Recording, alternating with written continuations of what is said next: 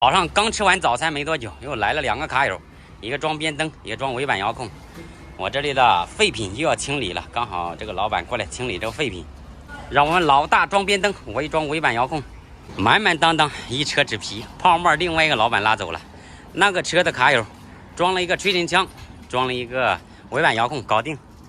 这个装边灯我们老大已经搞定了，已经亮了。好嘞，搞定。上午11点多的一个卡友过来。从清溪跑过来的30来公里，过来装气喇叭，还有尾板遥控。哇，新车还没上牌啊！我给他装遥控去，我们老大给他装气喇叭。好了，这个卡友的气喇叭安装完毕，电的、气的。后面那个车装吹尘枪，我们老大安排，我也去拿一个扳手，2个人一起搞。好了，这个卡友的吹尘枪已经搞定，刚好地上有灰，吹一下试试。看看狼烟四起。吃完中午饭，一个卡友过来装斯堪尼亚喇叭，自己带了个原厂的开关，这么多线头子，只能用万用表量出来了3根线，这样的给他接这3根线。这个卡友不止来我这里一次哦，一来我都认识。原装开关卡友自己买的，给他安这里了。试一下喇叭。OK， 我靠，这个低，这喇叭太低了，声音更大。刚刚收到一个快递，这么多卡友问我轻卡空调，轻卡空调。哎呀，问的人太多了，那我就订一个回来。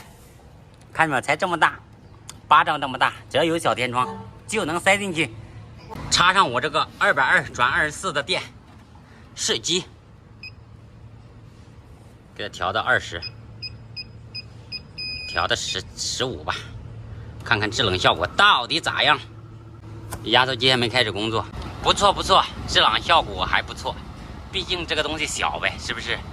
看一下这个电压，26.9伏，24.7安，好凉快吧？小轻卡没问题呀。前面应该1分钟多不是太凉，过1分钟就会很凉。板装上就是这个效果，刚才我也试了，搬到里面盖起来，看哪个卡友要不。这个砌砖这个地方也干了，这个帅哥来了，带着个小挖机，准备填空上水泥。刚好都是我们河南老乡，让他们抓紧干，整2块西瓜给他们。